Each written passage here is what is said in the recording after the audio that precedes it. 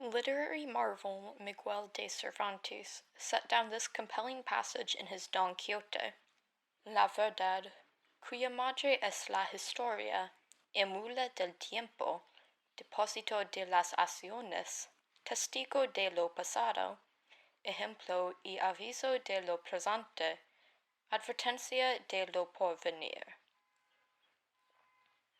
Much later, a yet untried disciple of arms had the rare pleasure of meeting the extraordinary Pierre Menard in a Paris cafe following the Second World War.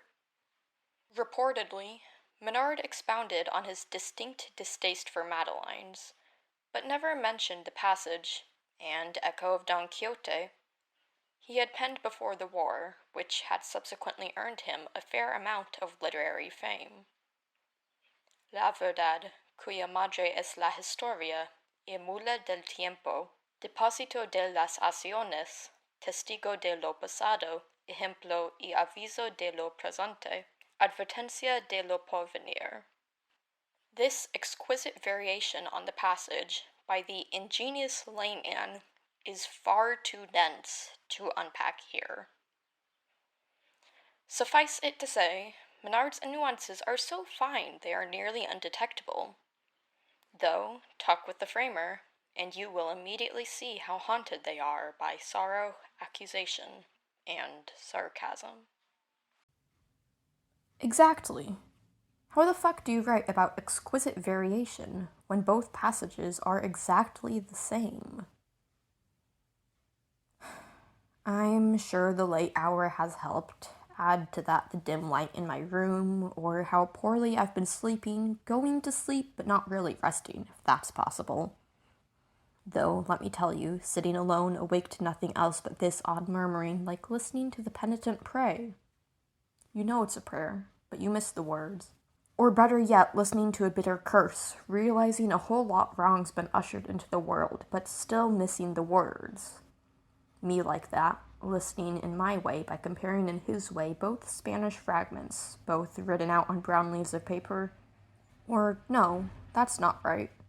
Not brown, more like, oh, I don't know, yes, brown, but in the failing light appearing almost colored, or the memory of a color. Somehow violent, or close to that, or not at all, as I just kept reading both pieces over and over again, trying to detect at least one differing accent or letter. Wanting to detect at least one differing accent or letter, getting almost desperate in that pursuit, only to repeatedly discover perfect similitude. Though how can that be, right? If it were perfect, it wouldn't be similar, it would be identical, and you know what? I've lost this sentence, I can't even finish it, don't know how. Here's the point. The more I focused in on the words, the farther I seemed from my room. No sense where, either, until all of a sudden, along the edges of my tongue, towards the back of my mouth, I started to taste something extremely bitter, almost metallic. I began to gag. I didn't gag, but I was certain I would. Then I got a whiff of that same something awful I'd detected outside of the shop in the hall. Faint as hell at first, until I knew I'd smelled it, and then it wasn't faint at all. A whole lot of rot was suddenly packed up my nose, slowly creeping down my throat, closing it off. I started to throw up, watery chunks of vomit flying everywhere, sluicing out of me onto the floor, splashing onto the wall, even onto this. Except I only coughed. I didn't cough. I lightly cleared my throat, and then the smell was gone, and so was the taste. I was back in my room again, looking around in the dim light, jittery, disoriented, but hardly fooled.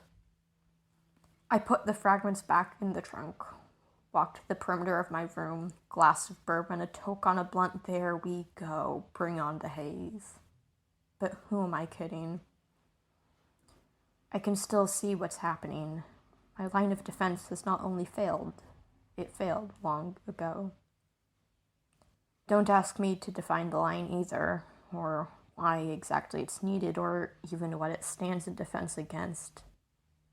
I haven't the foggiest idea. This much, though, I'm sure of.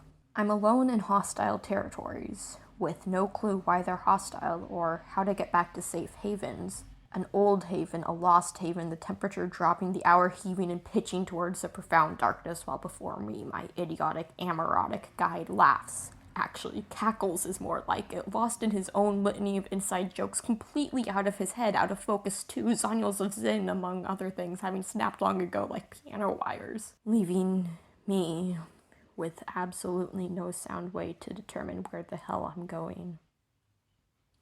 Though, right now, going to hell seems like a pretty sound bet.